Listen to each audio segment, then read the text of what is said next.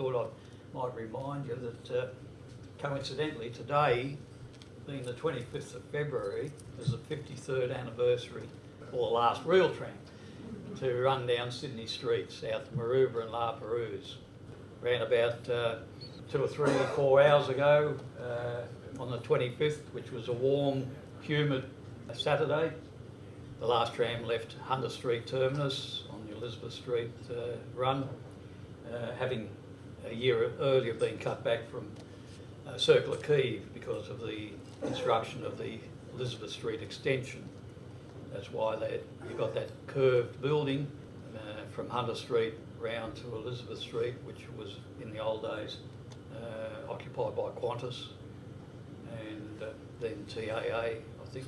The last trams ran from there and also from Railway Square out to Maroubra and La Perouse to bring to a close the traditional tramway system that we had in Sydney.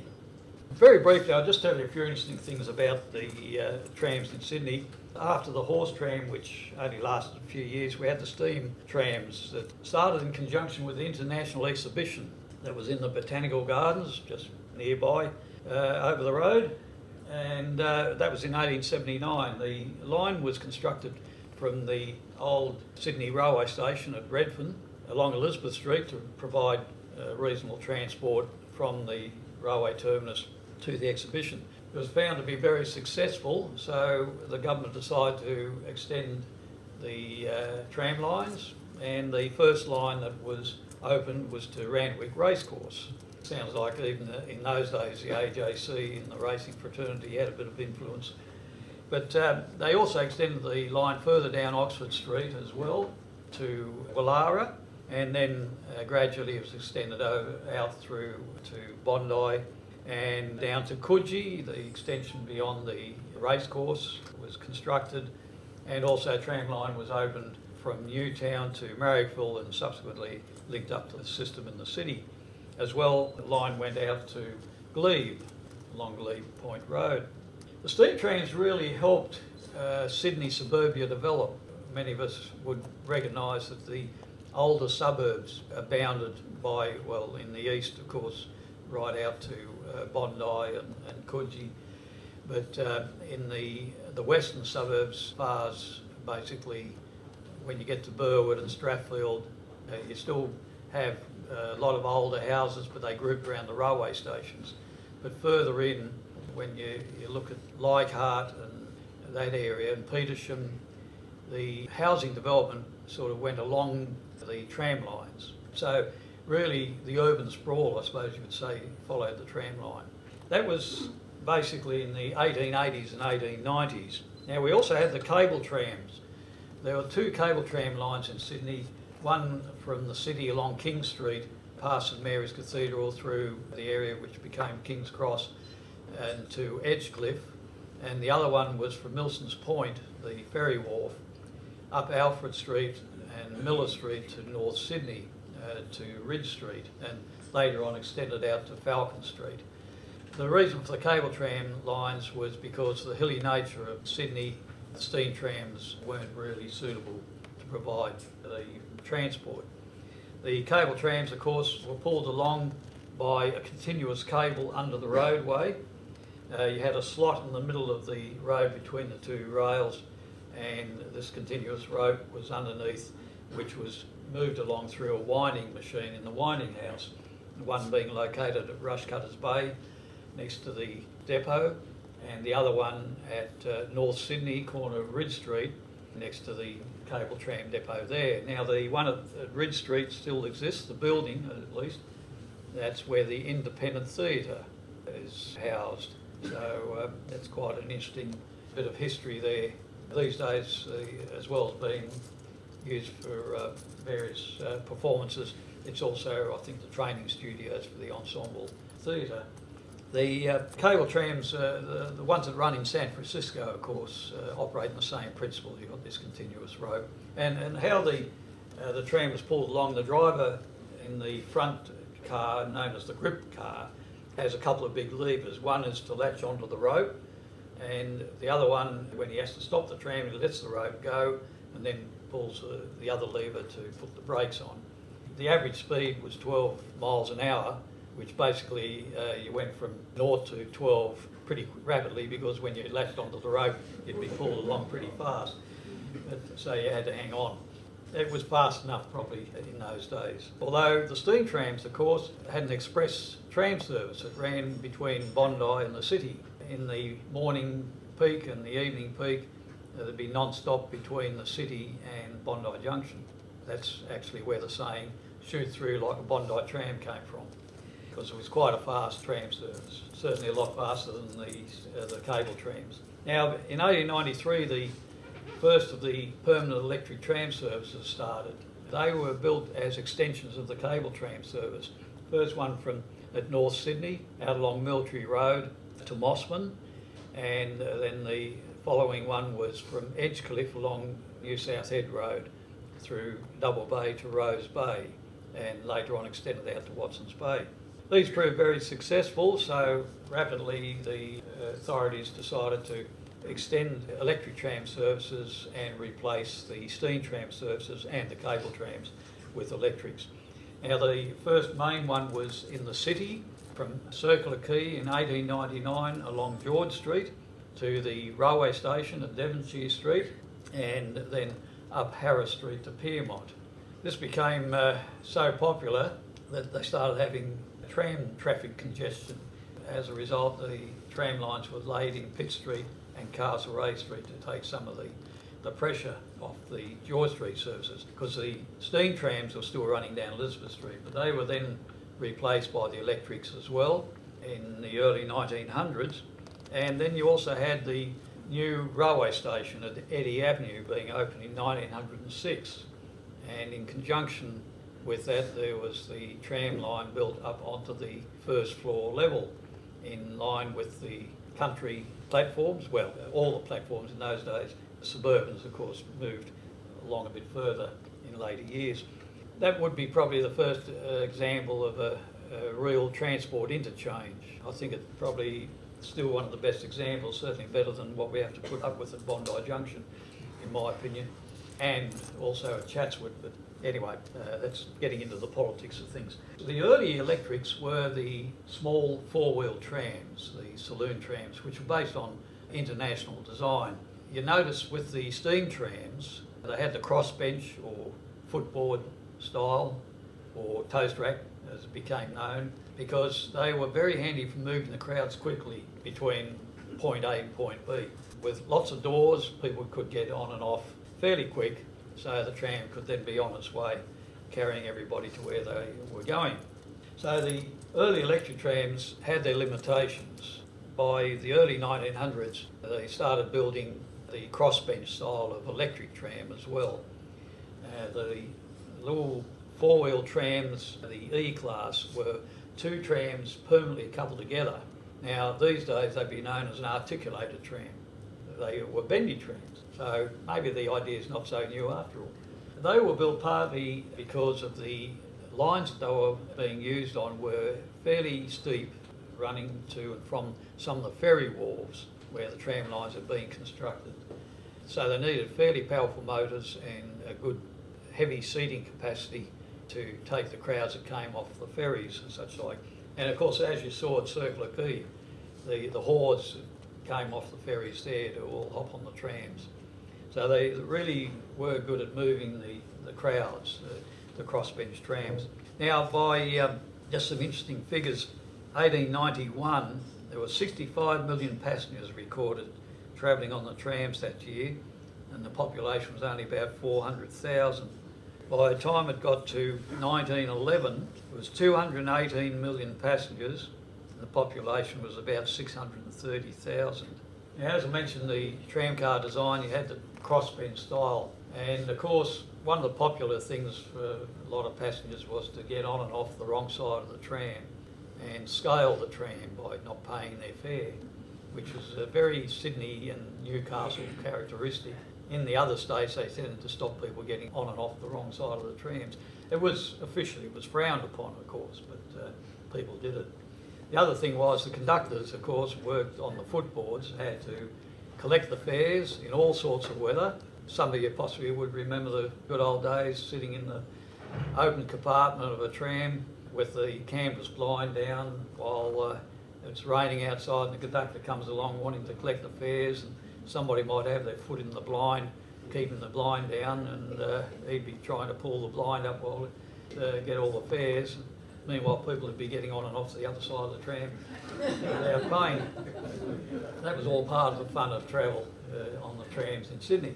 The other thing, of course, was the paper boys who were able, unofficially, to sell their newspapers on the trams.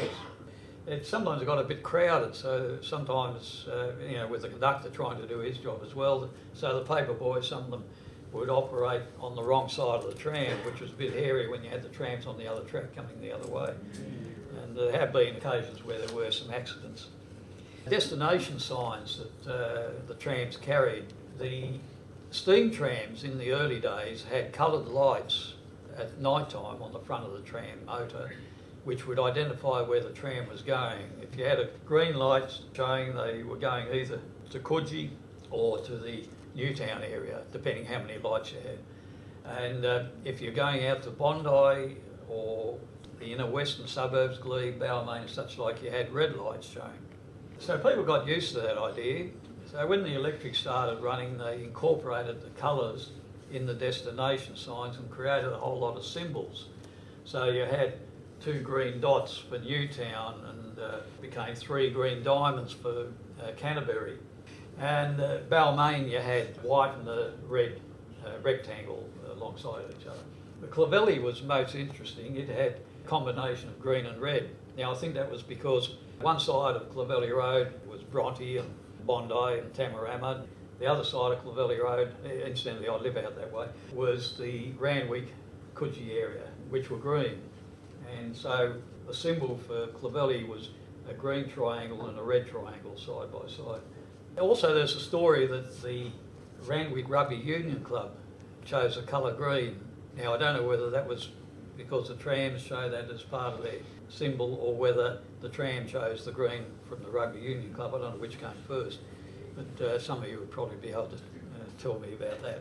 Just moving on quickly, there's some distinctive trams as well as the big toastrack trams. You have the smaller ones, which also got the nickname jumping jacks, because only having 4 wheels under the tram and the wheels being fairly close together to get round the sharp curves, they tended to jump and sway a fair bit, like a jack-in-a-box. So that's how they got the nickname jumping jacks. By the 1920s, in 1921, it was recorded that 320 million passengers were carried that year on the trams. The population was up around 900,000. Then 1929 we have the Depression, so things were pretty tough. A lot of people couldn't afford the fare, which basically was a penny. And by 1931 the number of passengers had dropped to 253 million. The population was 1,200,000. 1933, as you saw, we had the corridor trams, the new trams being introduced. And then we also had the trolley buses. The first trolley bus service was actually in the city from Town Hall up Park Street and William Street to King's Cross, and then along Darlinghurst Road into Macleay Street to Potts Point. That was in the early 30s. And then you had the longer service that ran from Rockdale and Cogra down Rocky Point Road to Sans Souci. 1939 we saw the Manly tram service closed, which was partly resulting from the costs involved in operating an isolated section of the tram service, which was based at Manly Wharf. And then we had the Second World War came along, so that stopped any further replacement of tram services, which the government of the day actually was already committed to implementing. By 1945, towards the end of the Second World War, 405 million passengers were recorded as travelling on the trams that year. The population was about 1.5 million. Of course, that was the era of petrol rationing, and things were pretty tough, so obviously it was a very high patronage. 1950s come along, of course, we have the coming of the Holden car and the massive expansion of motor vehicle manufacturing in Australia, all becoming a bit of history again now, unfortunately. So by the 1950s, the number of passengers was dropping substantially. 1951, 256 million passengers with a population of 1,800,000. The government then started re-implementing its tramway replacement policy, and after the closure of services to Ryde and some of the isolated tram services like the ones from Ashfield through Enfield to Mortlake and Cabarita, we had the major replacements of trams in 1957, the Pitt Street services to the Newtown area, followed in 1958 by the North Sydney and the George Street services, then 1959 the Sans Souci trolley buses, 1960 the Bondi Bronte trams were replaced, then the Watsons Bay line, the Coogee and Botany, and finally 53 years ago today the last trams to Maroubra and La Perouse. Now of course we have the light rail line that started in 1997. It's been extended from beyond Wentworth Park to Lilyfield and will be starting sometime. The date seems to be very fluid. I heard now it's April, it was going to be February, then March out to Dulwich Hill. And also, of course, we've got the proposals for the light rail to go down George Street, which I think will be great for Sydney, but I'll believe it when I see it. I don't want to sound like I'm a doubter, but having seen it all get closed and all that, and you know, it all takes a lot of money and a lot of effort these days, but I hope we'll see it going down to Circular Quay and out to Kingsford and Randwick. It certainly will do something for Sydney, but there'll be a lot of pain before it all happens because it's going to cause a lot of disruption to things. But yeah, I think it's worth it in the long run. A brief mention about the Tramway Museum. We've been going as an operating museum since 1965, originally in the Royal National Park, and then we relocated about a kilometre away right next to Loftus Railway Station where we are these days. A wholly voluntary organisation which has its difficulties sometimes because we all think we know best when we want to see something happen. But it's been going quite a long while. It's certainly recognised as a major tourist attraction in the area in Sutherland Shire. The museum's got about 400 members. Active members are about 50, which is probably on a par with most voluntary organisations of that nature. We're very keen to sort of preserve our transport history, and we've been fortunate that we did receive some government funding over the years, particularly during the 1980s, late 70s and the 80s, initially from the state government, when heritage rated a little bit higher than it seems to these days.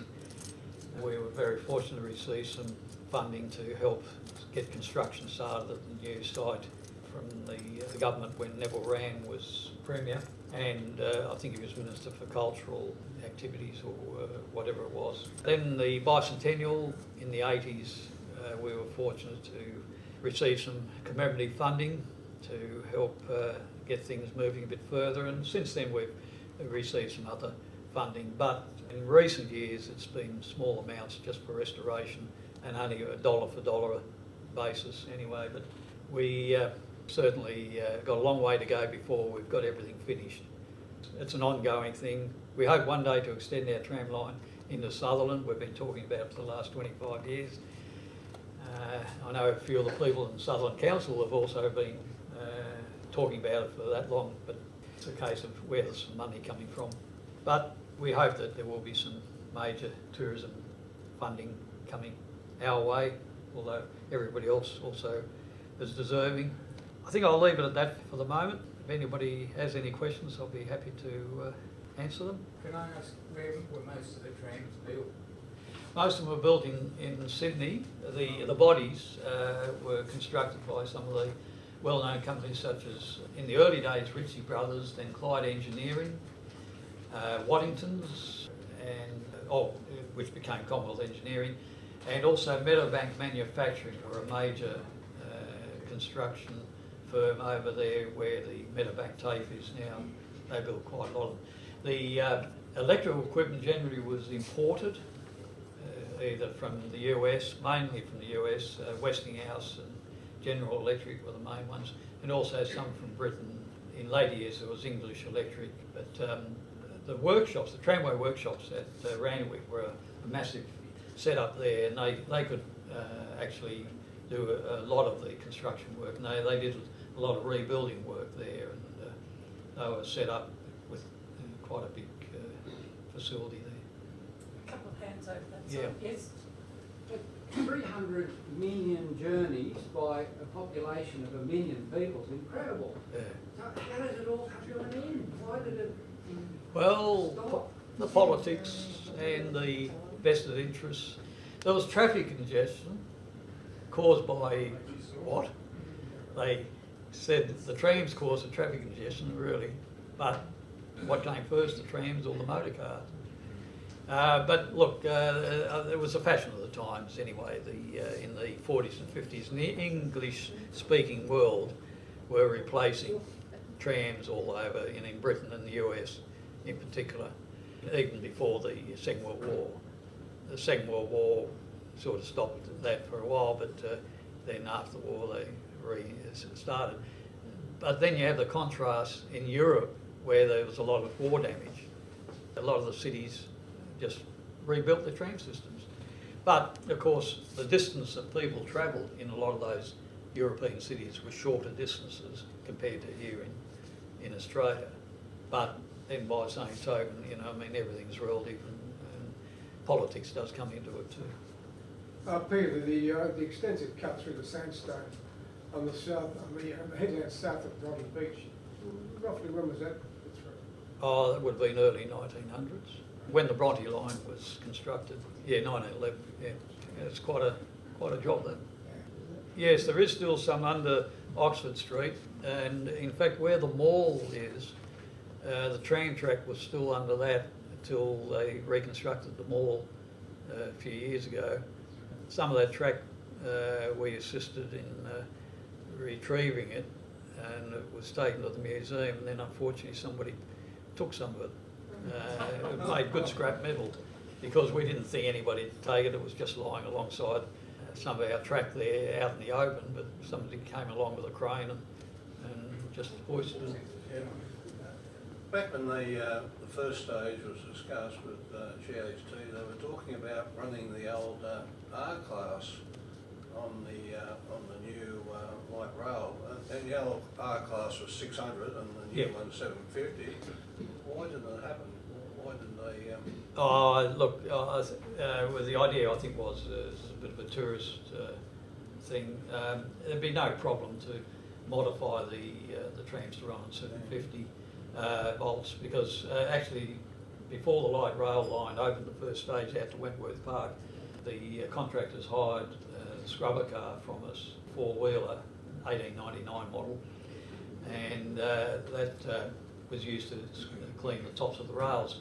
And one of our electrical engineers built a little bit of equipment there to upgrade the motors to take the 750 volts, so it was no problem. That scrubber was used on the eastern suburbs rail. Yeah, that's right. That was where it was first used, with the diesel generator at that time. Yeah. What year was the Botany line electrified?